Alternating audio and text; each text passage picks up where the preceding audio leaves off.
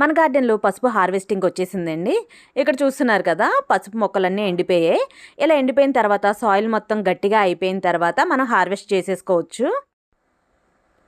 మట్టి తడిగా ఉందనుకోండి, దుంపలు అవి తేమగా ఉండి కొంచెం తొందరగా బూజు పట్టడం అలా అయిపోద్ది మనం హార్వెస్ట్ చేసుకున్న తర్వాత సరిగ్గా పట్టించుకోకపోతే. అందుకని సాయిల్ మొత్తం డ్రై అయిపోయిన తర్వాత హార్వెస్ట్ చేసుకున్నామనుకోండి, పసుపు చక్కగా తయారవుతుంది. ఈ పసుపుని నీట్గా క్లీన్ చేసుకుని వాటర్తో నీట్గా కడుక్కున్న తర్వాత తడి లేకుండా ఎండబెట్టుకోవాలి.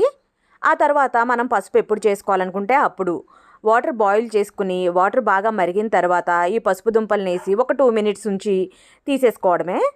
ఈ దుంపల మీద ఉండే డస్ట్ పోయేంతలాగా, మట్టిలో ఉంటుంది కదా దుంప, అందుకని డస్ట్ మొత్తం ఏమన్నా ఉంటే పోయేటట్టుగా ఒక 2 మినిట్స్ ఉంచుకుని తీసేసేసుకోవాలి. ఆ తర్వాత దుంపల్ని నీట్గా ఆరబెట్టేసుకుని తడి లేకుండా చేసుకున్న తర్వాత గ్రైండ్ చేసుకుని పసుపు యూస్ చేసుకోవడమే. నేనైతే ఈ ప్రాసెస్ ఫాలో అవుతా. ఇలాంటి మరిన్ని వీడియోస్ కోసం ఛానల్ని సబ్స్క్రైబ్ చేసుకోండి. వీడియో నచ్చితే లైక్ చేయండి.